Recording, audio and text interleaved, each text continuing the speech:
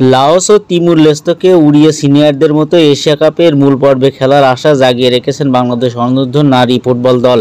তবে তৃতীয় ও শেষ ম্যাচে শক্তিশালী দক্ষিণ কোরিয়ার কাছে ৬-১ গোলে হেরে মূল পর্বে খেলার সংখ্যা পড়ে পিটার বাটলারের শিষ্যরা। তবে গ্রুপ চ্যাম্পিয়ন হতে না পারলেও তৃতীয় সেরা রানার্স আপ হয়ে মূল পর্বে জায়গা করে নিল সাগরিকা তৃষ্ণা রানী সরকার। এশিয়ার ৩৩টি দল ৮টি গ্রুপে ভাগ হয়ে খেলছে অনূর্ধ্ব-১৯ এশিয়া কাপ বাছাই পর্ব। বাংলাদেশ এইচ গ্রুপে বাছাই পর্ব বলে দেওয়া হয় ৮ গ্রুপে সেরা ৮ দলের সঙ্গে সেরা ৩ গ্রুপে রানার্স আপ দলও পাবে আগামী বছর থাইল্যান্ডের মূল পর্বে খেলার সুযোগ। তাই group champion ৩ group runners up দলের একটি হয়ে মূল পর্বে পৌঁছে গেলে বাংলাদেশ অনূর্ধ্ব-২০ নারী ফুটবল দল। কিছুদিন আগে মিয়ানমার, তুর্কমেনিস্তান ও বাহরাইনকে হারিয়ে প্রথমবারের মতো এশিয়ান কাপের মূল পর্বে খেলার সুযোগ পেয়েছে বাংলাদেশ নারী ফুটবল দল। তাতে র্যাঙ্কিংয়ে ২৪ ধাপ এগিয়ে ১০৪ নম্বরে উঠে আসছে পিটার বাটলারের দল।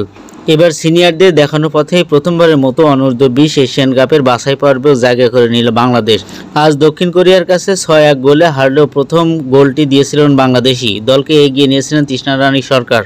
২০ মিনিটের মাথায় গোল শোধ করে দক্ষিণ কোরিয়া।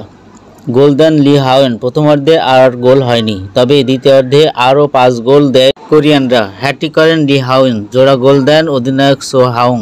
এর আগে প্রথম ম্যাচে লাওসকে ৩-১ গোলে ও দ্বিতীয় ম্যাচে তিমুর লেস্তোকে ৮-০ গোলে উড়িয়ে দেয় বাংলাদেশ।